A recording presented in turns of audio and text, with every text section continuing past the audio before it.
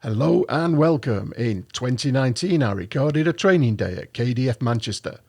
The guys were training with all manner of weapons including Sabre. In this video I'm chatting with Phillip Windslow, a passionate Sabre enthusiast from Manchester Historical Fencing Club. This review video is not a critical assessment of individual fencers, but is hopefully an informative and discussion prompting look at sparring techniques and training practices. So let's jump into the review. What's important is this guy makes a lot of use of cut free. You do find some people, they'll like cut free or they'll like cut four. A rising cut from beneath, oh, it's just such a nice thing. It's just a lovely thing. So we very nearly got him on the hand. It just caught it on the quillings. And you see he blocked with a cut free as well there.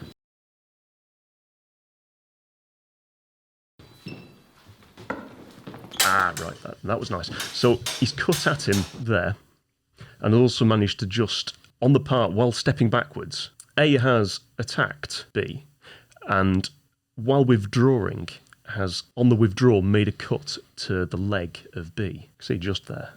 Cut blocked on the quillions, and another cut. He's getting used to them now, and struck him on the side of the head on the way out. So he tried it there. You can see A here, he really likes making a cut at the head and withdrawing, taking a cut at the leg.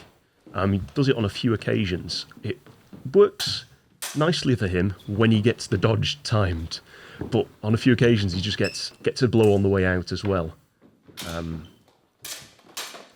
see where he got this one. So he tried it again there. He was blade up high and then went for the leg, and then this time round he's managed it and got the leg. To knock his shin guard down. So he did it again on that, but instead got struck on the arm. So what's he noticed about B? Or is you think he just likes doing leg cuts? Did it again? If you watch, B likes to keep his sword really low. He's keeping his sword quite... There was an edit point there where B had to readjust his leg guard.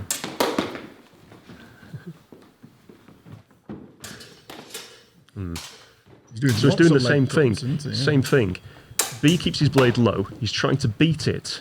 He's giving it a beat to the floor before starting, then cutting to the head to bring his guard up, and then trying to take his leg.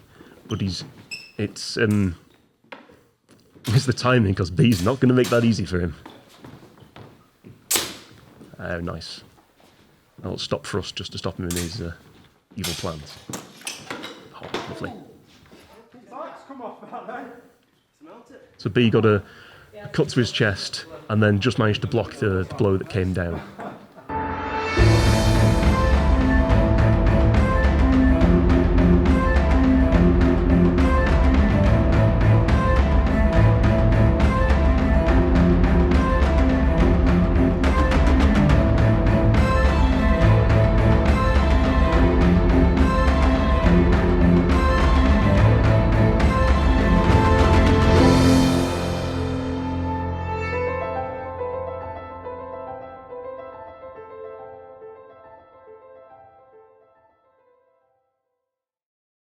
So you actually made a point of that one. You didn't like that one in your notes, did you? Because he runs across, hits to the back of the head. Yeah. So let's just watch that one once more.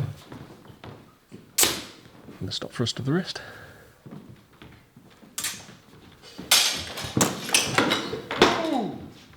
Sparks come off that then. Commenting on the sparks there from the blades.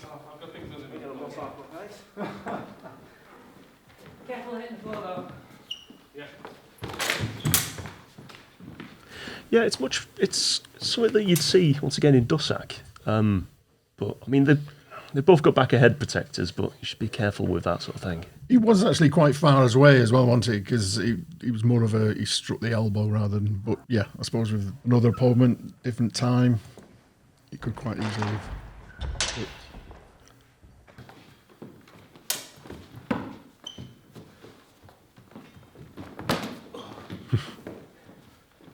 So, A on this side here. I think they've switched sides actually, haven't they? They have, yeah. So you've now got on your side B, and B. I've got A. Okay. A is the red stripe on the top of his helmet. He makes a few attacks in the same way, another large cut 2, another large cut 2, and he goes for the next one. A now on that other side dodges it and goes for a thrust. I mean, he does still get nicked, but he's seeing the pattern and then deciding to do something slightly different. It is a good thrust to the ribs there, isn't it? And it does make contact. So big cut 2 and nothing. A big cut 2, and then this time as he does big cut 2. Oh, no, he doesn't go for a cut 2, does he? He goes for a cut 1, but still.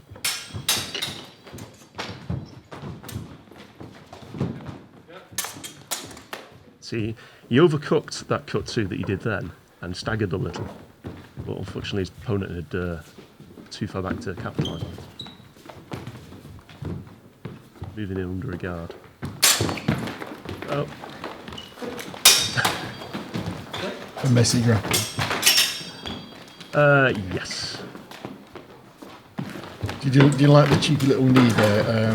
A does actually do Thai boxing, and I think he was trying to use it there on the thigh of B. There's no harm with a bit of grappling if you and your opponent are both happy doing it. Always a thing to mention beforehand, always a thing to check beforehand, but if they're good with it, I wouldn't do it in Sabre though. Ooh. I'm a purist, sir. Oh, that was nice. But he tried to grab the blade there as well. He went into a hanging guard, and his opponent tried to do a thrust at his armpit. And rather than blocking it, he's brought in his other hand and tried to grab the tip of the blade. Not something that you do in Sabre. Good rapier. Oh yes, rapiers and small swords, they love that. But that is because it's a thrusting mainly weapon, isn't it? So you just have to just deflect it that little bit. Okay, so that there is also something that you'll see. He does it again. That's something that you see a lot in Dussac.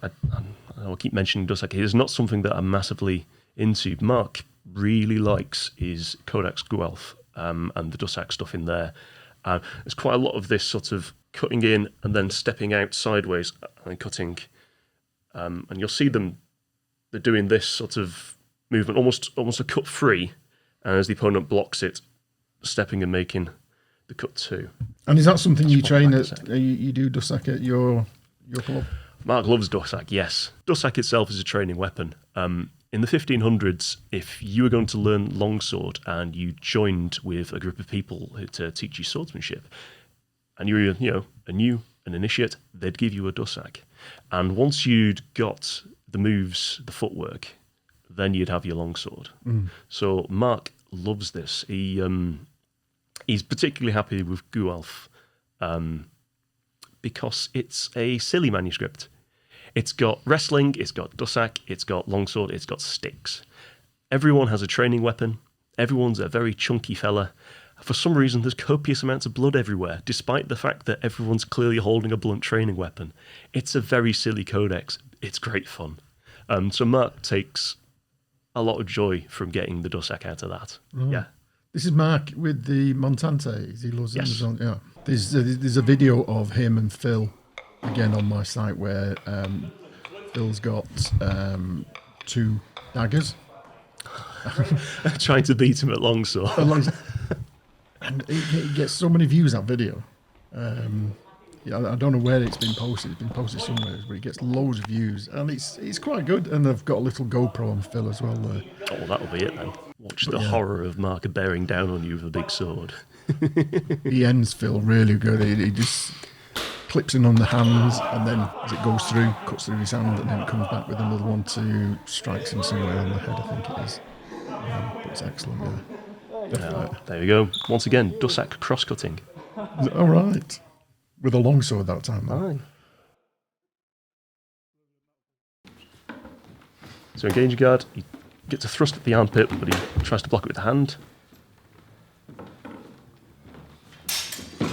And here we go. So cut 3 and the cut 2. It doesn't work. He does it again and gets him on the back. And he tries it a third time, but gets his foot taken instead. Be careful about following patterns. But you do, don't you, when you're knackered? You just resort to that thing that you really know. Especially if you think it's working. Oh, yes. Actually using it all the time now. I've not Yes. pointed it out. And he's broken it differently by docking and going for the leg, but it didn't. Just got his top of his head instead there.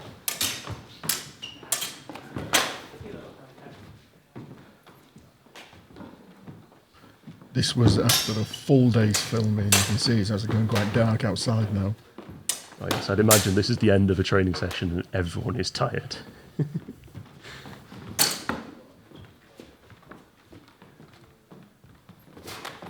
Oh, nice.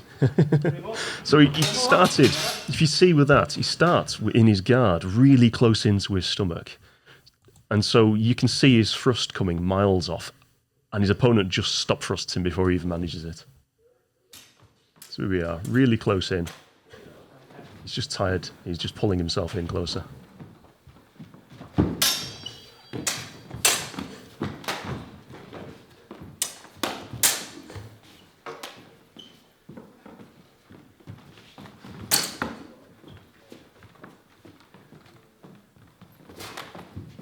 See? Pull it all the way in, you can see it coming. So he just stepped in and thrust instead.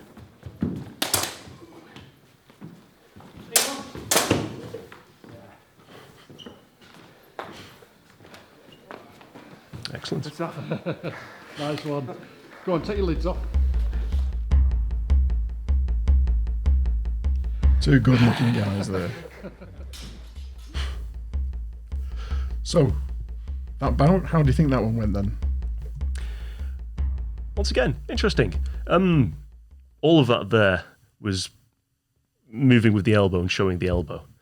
Nothing was all very static and entirely the wrist. But it's different styles. It's how you like it. Okay. Well, that's great, that one. So, thank you once more.